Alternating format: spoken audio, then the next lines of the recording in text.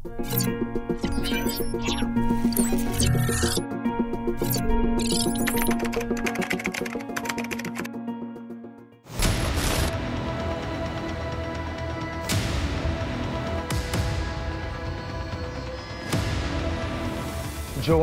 sa kasalukuyan, ikaw ay nagtitinda pa rin sa palengke? Hindi na po kasi ako makapagtinda kasi po si nanay na po nandun eh. Oh, pero dati ang inyong usapan ay si Nanay Milagros ay hanggang alas 3 ng hapon. Opo. Pagkatapos noon, kayo'y Kami na po. sasalitan, kayo naman. Anong nangyari? Eh gusto po kasi din nanay, siya na lang po lagi Nag-stay na lang po ako sa bahay para wala na po masyadong gulo. Joanne, nung nagpakasal kayo ni Roger, alam mo na noon na ayaw sa'yo ni Nanay Milagros. Nung una naman po, mabait naman po sa akin si nanay, Tito Boy. Habang tumatagal po, doon ko na po nakikita yung ugali niya, ayaw niya na po sa akin. Kasi nga po, may anak po ako sa una. Dalawa po. Daw po ako, sabi niya sa akin eh. Ganon din naman po yung anak niya, nakilala ko, may anak din. Ano ang kwento? Nung nagsama po kami ng asawa ko, si Roger, mabait po siya sa akin, si nanay, tanggap niya ako. Nung nalaman niya kung may anak na ako, pupunta na yung mga bata sa bahay. Doon na po siya parang magtanim na siya sa akin ng sama ng loob. Sabi sa akin, hindi kita kaya tanggapin. Dahil may anak sa una. Ito po yan, Tito Boy. Hanggang sa nagalit na po ako, nagagalit na rin po ako. Pero iyak lang po ako. Sabi ko sa kanya, na hindi niyo ba ako kayang tanggapin? Sabi sa akin, hindi talaga.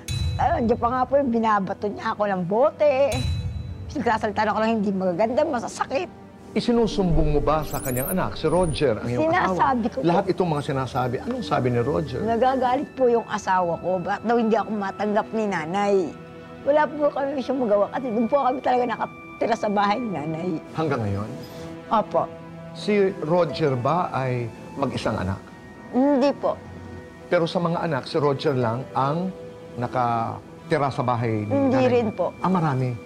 Pag kayo'y nag-aaway, nagkakapisikalan, may mga panahon ba na lumalaban ka?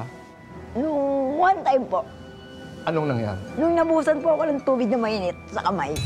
Dahil sa ginagawa niya sa anak ko, hindi niya bigyan ng pera. Pag nanghihingi ng pera, ayaw niyang bigyan.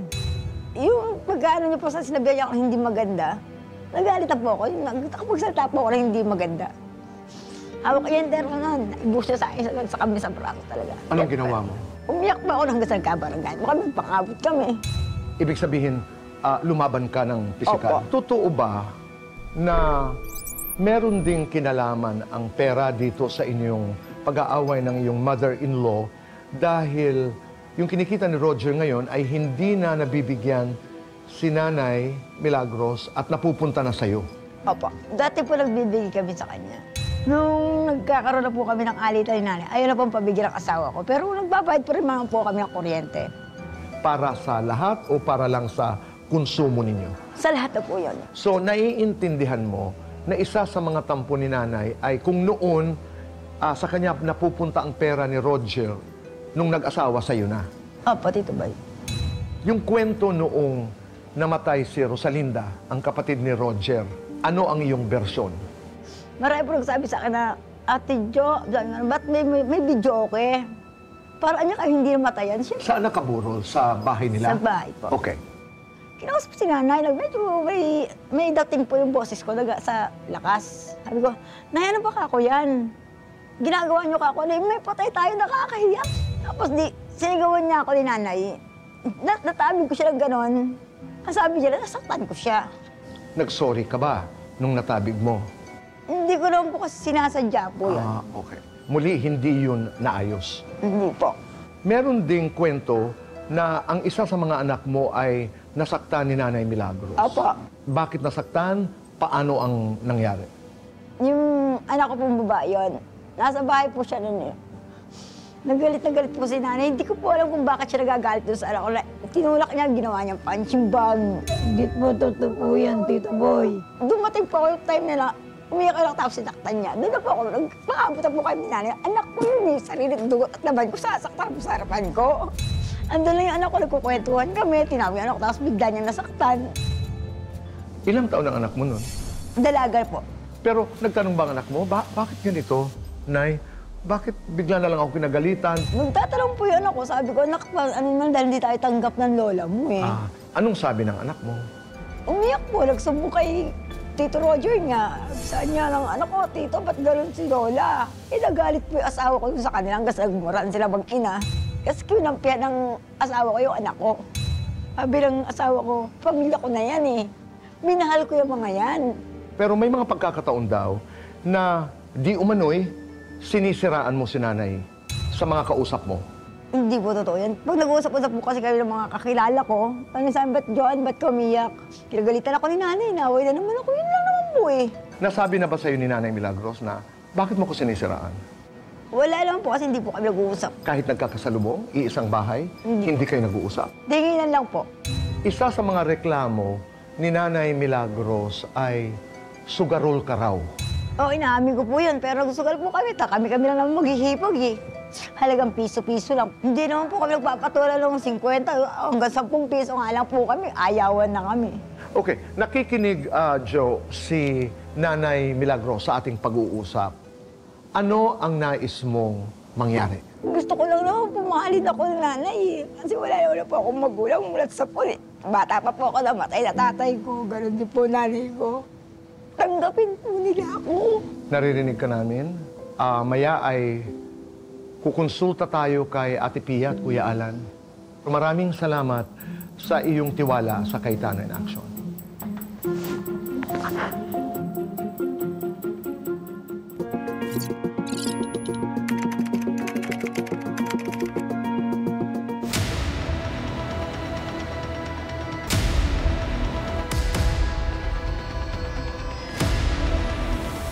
Nanay Milagros, pag-usapan natin itong reklamo ni Joan.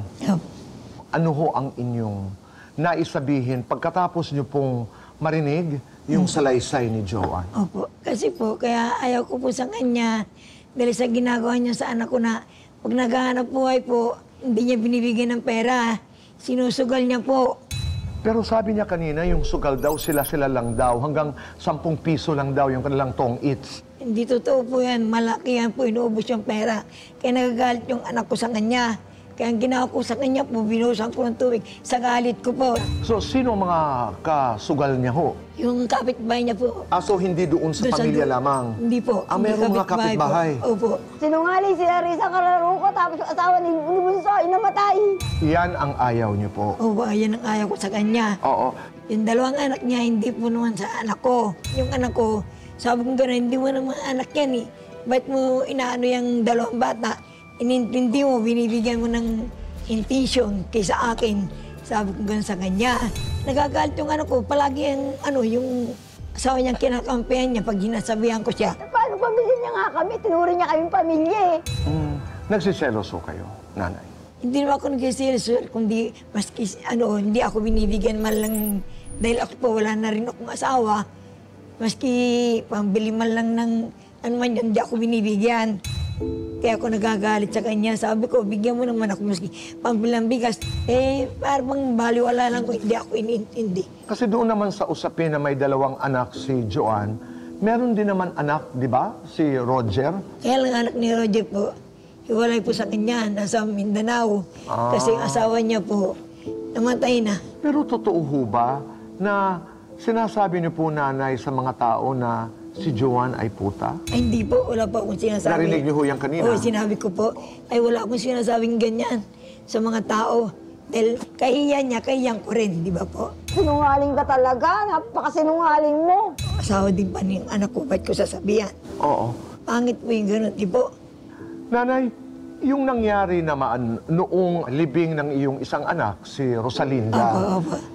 totoo ho ba na kayo nagtatawanan, na parang walang patay, kayo ho ay nagbibiruan ng iyong mga kaibigan, kaya napagsabihan daw niya kayo? Kasi yung mga pamangking ko, nag-ano sila ng video okay. Sinaway ko sila po, Tito Boy. Okay. Kaya tumigil po sila. At Hindi po nasagi ka totoo raw po niya yan. nung gabing yon? Opo, nasagi niya po ako, muntik na ako matumba. Pero hindi daw niya sinasadya na ikaw pala ay nasagi. Doon ako sa likod niya, Tito eh. Sinamay ko, ba't mo ko ano yun, hindi naman ako kumakanta. Pero sa iyong isipan ay parang nanadya si Nanadya siya Joan na doon parang sa... Talagang matutumba na ako, Tito, sa Okay. ginawa niya sa akin. Sa mga bagay na ganito, pag nangyayari, nalalaman ni Roger, anong sinasabi ng iyong anak? Wala po. Parang hawak sa lig po. Maski anong gawin ng asawa niya, baliwala lang. Pag-usapan natin ho yung pwesto sa palengke. Opo, ayan. Sabi sir. niya ay hindi na lang daw siya nagtitinda dahil gusto niyo raw kayo na lang doon. Hindi totoo po yun, Tito. Lunes hanggang Merkulis sila, panggabi. Tapos susunod yung anak ko na babae, Huwebes hanggang Biyernes. Yung isa naman na panganay ko, Sabado, Sabado, Linggo. Yung palitan nila panggabi lang po yun. Lahat sila panggabi silang dahil tatlo, ikaw opo. ang pang-araw. Opo. Hindi totoo na ayaw mo Ay, hindi po. bigyan sila ng pwesto. Ay, hindi po. Itong mga pwesto ba, nanay, nag-uupa kayo? Hindi po. Libre lang po. Palengke. Hindi po. Sa may creek. Okay. Hindi ko sila pinagbabawalan, Tito. Mas tinutulungan ko pa nga sila. Kailan ka tumulong? Kahit nga utang ayaw magpautang ng pera sa amin eh. Pag wala silang Okay. pampuhunan, dinadagdagan ko. Pag wala silang punan, dinadagdagan mo. Ito, nanay, pera mo ng punan mo, kulang ko, ano puhunan ko. O sige, ito, bibigyan ko. May isang beses daw na di umano'y nasaktan nyo ang anak ni Joanne. Totoo ho ba ito, Ay, hindi po, nanay? totoo po yan, Tito Boy. Pinagtulungan pa nga nila akong dalawa. Napakasinungaling mo, Nay. Physical? Opo, talagang nag-ano po ako, ang ginawa ko po, lumaban po ako. Sabi ko, sige, pagtulungan niyo akong dalawa mag-ina kayo. Ang ginawa ko, Tito Boy, kumuha ko ng kawib yung paghatakin ko sila kasi pagtutulungan nila ako eh. Yung anak ko, tsaka yung pamangking ko, nag-uusap sila. Ngayon, ba't niya ako pinagtatawanan? Sabi, hindi ka pinagtatawanan. Nag-uusap lang silang dalawa. Sabi ko gano'n. Pagka nagalit na sa akin, Tito Boy, at pinagtulungan nila akong mag-ina, yun, sinabong ko doon sa asawa niya, sa anak ko. Sabi ko, yung asawa mo, tsaka yung anak niya, pinagtutulungan nila ako. Sabi ko gano'n. Anong sabi ni Roger? Sabi naman sa ni Roger, ba't niyo pinagtutulungan si nanay? Masok na nga kayo. Ba't yung ganyan ginagawa niyo sa magulang ko, pinagtutulungan niyo? Sabi ng anak ko, sir. Okay. Tito Boy nagalit, pumasok na sila sa loob. Kinampihan ka ni Roger. O kinapayan ako po dyan nung pinagtutulungan Kasi sabi niyo nila po ako. hindi ka kinakampihan. Opo. Pero dito sa pagkakataong ito, kinampihan ka ni Roger. Kinapayan ako dito nung pinagtutulungan na nila akong mag-ina. Nanay, ilang taon na po kayo? 71 na po ako ngayon. Oh, nanay, kayo 71 na po. Opo. Kayo nakatira sa isang bahay kasama si Joanne at saka si Roger. Medyo may kaguluhan. Anong dasal niyo po, nanay? Ano po ang nais niyong mangyari? Gusto kong magkasundo-sundo kami. Kaya nga lang minsan, hindi ko maintindihan sila, parang nagmamatigas sila para ako pa ang gustong manuyo. Pwede ba yun, Tito Boy, na ako pa manunoy magulang, dapat sila manuyo. Dahil anak sila, hindi ako. At pag ikay sinuyo, ikay bukas. Opo, bukas naman sa kalooban Oo, ko. bukas ang iyong kalooban at puso. Opo.